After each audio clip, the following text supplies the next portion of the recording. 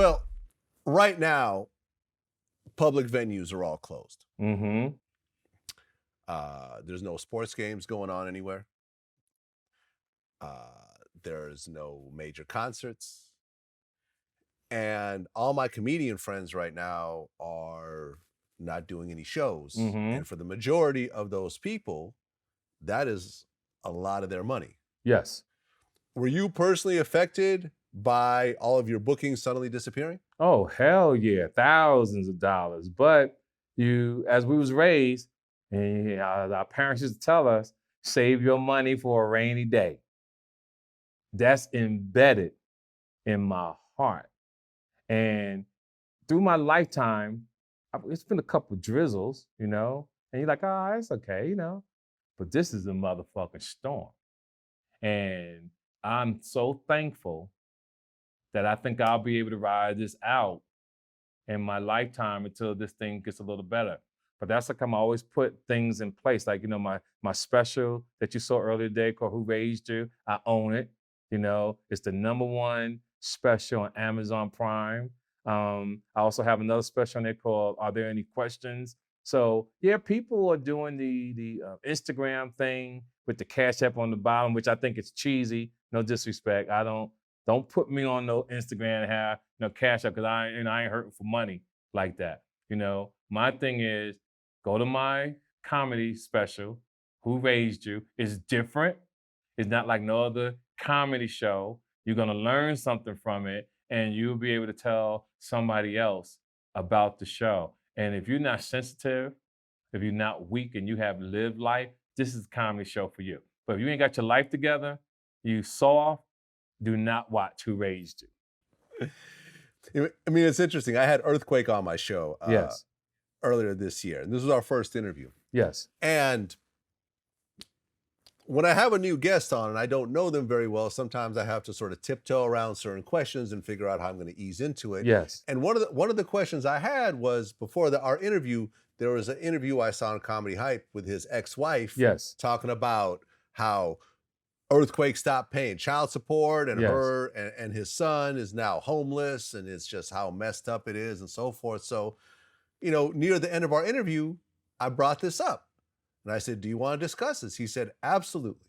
He said, look, when I first, split up with my wife, Mm-hmm. and I had to pay child support, as a stand-up comedian, I understand that my money's not always going to be regular. Right. I'm an independent contractor. If I get shows, then I'm good. But if I don't, I might have a drought. Right. So I never want to be, he never wants to be in a situation where suddenly he's backed up on child support or whatever. Mm-hmm. So the whole time that he was paying, he was overpaying. Okay. Preparing himself for a situation where he's not going to have any money coming in. Right. Now, by the grace of God, he never had that downturn. Mm-hmm. And he never had a situation where he didn't have to pay. So by the age of like 15 or whatever, he had already paid up his child support. Awesome. For the child's life. And the woman did not plan out properly her own finances and was depending on this man's money. Yes. To support both her and their son. Mm-hmm. And now she's doing interviews talking about how he's a deadbeat dad and whatever else. But he's like, I've paid everything off.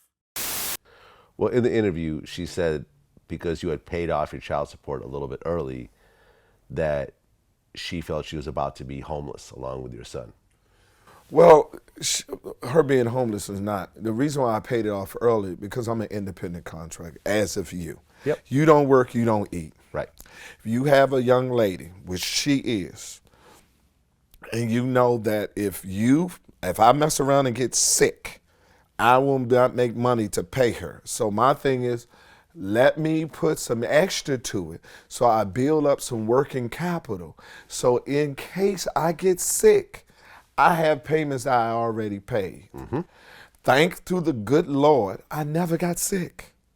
So those 15 years of extra payments accumulated to 6 months early of me paying. So I say a joke. My son is 17, but in child support years, he's 18. Right. So if women want a man to pay the rears for the money she didn't get, then if you've been paid overages, you can't keep that too. You can't have it both ways. And if you spend it, and because you spend it, now it results in you not able to sustain your standard of living, how is it my fault? I'm on your side, bro. How is it my fault? How am I making you homeless because I fulfilled my legal obligation to you, who you sent me to court? You took me to child support. They set the parameters in the prison. Personally, I would have gave you more had you came and talked to me. But you brought a third arbiter in here and said, I don't trust him. Y'all tell us that you brought this man in here. And he said, this is how much I have to pay. I honored it and took it on everything. I paid my son everything, his personal, his private school, his Cadillac truck he has, his tuitions that he's going now for college. He lives in the room with him in Calabasas where I got the house for him. Everything financially has to deal with my kid on. Now the money that I give to you that's supposed to be for him now is causing you financial hardship. And do you call me and say this is that? I didn't hear from her. I heard the video. And for Comedy Hype, which they say in the interview that I'm the motivation for them having this site, they have never interviewed me like you interviewed me. But you interviewed my ex-wife? Right. And the amount of men that were in my mention saying this is the best shit I'd ever heard in my life. This is so great. And it just shows how proper planning. You plan it out properly. You don't sit there and, you know, I got friends who don't have a passport right now because they didn't pay their child support. Wow. I remember I forgot who I was talking to, but when those $1,200 checks start coming in, one of the rules is that if you owe money on child support, you're not getting that $1,200 check. Right. And I said, makes perfect sense to me. Right. I agree. The number of men that DM me that said, that's so fucked up for you saying that because it ain't my fault that I'm backed up on child support and I only make $30,000 a year and everything else like that. And I'm like, you really want me to feel sorry for you? Well, you're a grown man with kids making $30,000 a year. Remember what I told you a long time ago on your show? I said, your bad planning should not be my emergency. Because you fucked up should not be my emergency. And that's why I always say, men, manage your dick properly. Know who you fucking. If your money's not right, you should not be nutting in these women. Period. You should not be putting yourself in the debt. Period. Ain't nothing else to say. If you know your money ain't right, you can't be laying in bed, coming in a woman, thinking everything is gonna be okay. You a fool. You hustling backwards. Yeah. Or get a vasectomy. How's that? Or get a vasectomy. No one wants to do that. Yeah. Motherfuckers got 7 kids from 6 different women. Yeah. They're struggling to support them, but I would never get a vasectomy though. Right. Oh no, I ain't doing that shit. And it's something that we should think about. I wish I'd have did it. I got 5 kids. I wish I'd have got a vasectomy. And the reason why, because I really wish all my kids could have been under one roof with one woman. I have a friend who had 2 kids from 2 different women in a 7-month time span. Damn. Neither one of which he was really with. He was just fucking them. Right. And when I said, yo, my man, you should get a vasectomy right now. Because I remember after all this happened, some other girl he was fucking ended up getting an abortion or had a miscarriage or something like that. I said, yo, my man, you should get a vasectomy. And he said, well, but what if I meet some woman in my future who's the love of my life and she wants to have children and I have a vasectomy?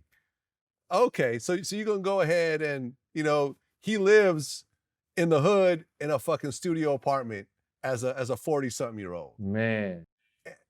And he's trying to convince me that a woman is gonna change his life and he might fuck it up by not having a vasectomy. That's more, he's trying to convince me that the odds of that is better than him fucking up and getting some other random girl pregnant. I think that once you have 2 children, you should be done for the rest of your life. You shouldn't have babies here and there. It's one of the worst things a man can put himself in. Even women who have children from 5 different dads, 5 different baby daddies, and they all 2 years apart, and they're good dads, and they all wind up at the house at the same time, or they celebrating the other child's birthday. Even if it's good morally, which people don't have that no more. Morally is a fucked up feeling. Yeah, I mean Boosie, and I saw him do some red carpet interview, and they said, "Do you have any regrets about having so many children?" Because he has like I think 9 or 10 children, with, Right. like 7 different baby mothers. He goes, "I wish I didn't skeet in so many different women. I wish I Yep. would just had them all with one woman." It's so true. Because because he always goes through some sort of nonsense with one of his baby mothers. Like most Right. recently, I think he's being sued by the state for past child support or whatever, and then one of his baby mothers ended up testifying against him in his murder trial, and Wow. it's fucked up. You know, some of his baby mothers, like, you know, they're on drugs, and you know, it's never the ideal situation. Never. And what I always say, know who you're fucking.